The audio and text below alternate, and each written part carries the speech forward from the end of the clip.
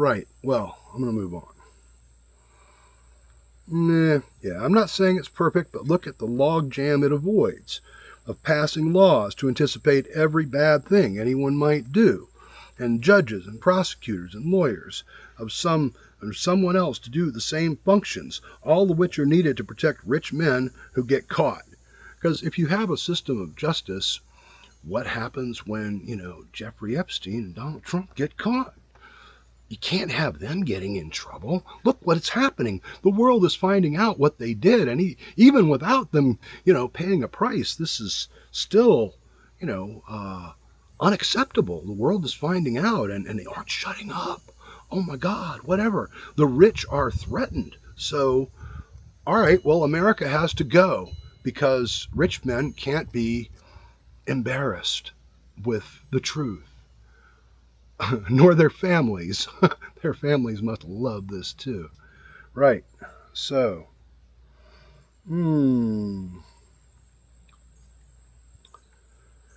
what about if instead we agree as individuals to treat each other with respect and not stand by while another of us is abused and anticipate success instead of failure? And rather than try to anticipate every way this can go wrong, what about every way we might just get along? Can bad people do bad things? Yes. But they do so now, in uniform. And we are forbidden to even fight back. What the fuck is that? Freedom? I don't think so. Can an anarchist society go all pear-shaped for a time? Absolutely. We have to try to find this. We have to try this to find out what goes wrong. We know what goes wrong with two-party democracy because we've been doing it, in many places for some centuries now. I am not sure if we are advanced enough to think outside the two-party box.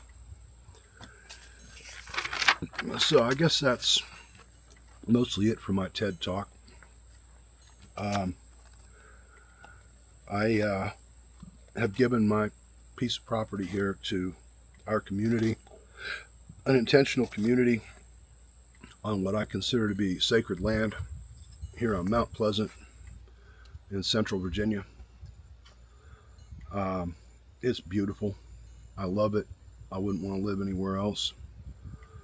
It started as an experiment to see if, sacred land was a possibility, if an individual could just get a piece of land and make it sacred. And it grew from there.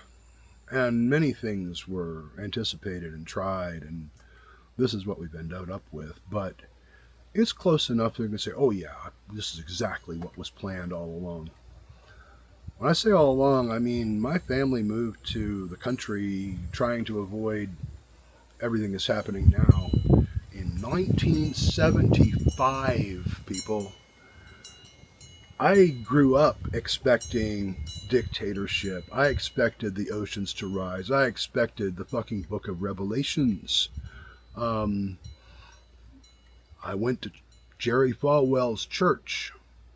People I knew graduated from his college even.